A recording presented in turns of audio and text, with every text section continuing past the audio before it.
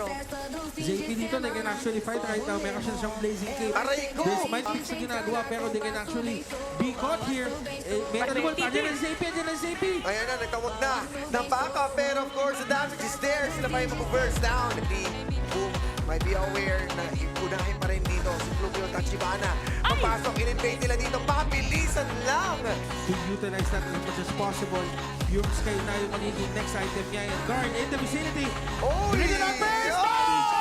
Kuya Carl! Naka-ready na siyang kunin. O siya man ay tutumba ngayon sa kamay ni Mental Wolf, pero job's done.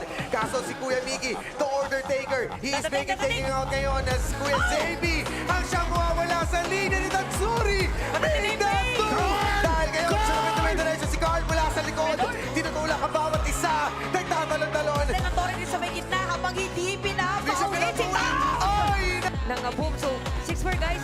Oy, Nauna nahuli! ba ang na may kasamang Hami Wave mula dito kay Z at Tatsuri ngayon. Mechanics matchup na tinatawag natin na Okyo against an Arlie, Ay! against a Pei.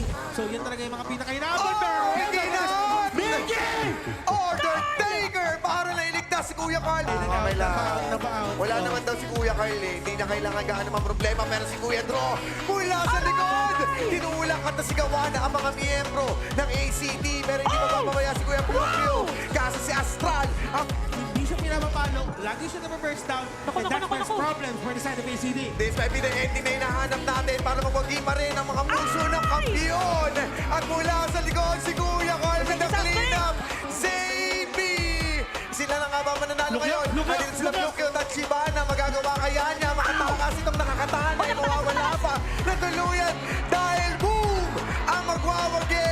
There is no King Slayer sa kamay ng Kings of Kings.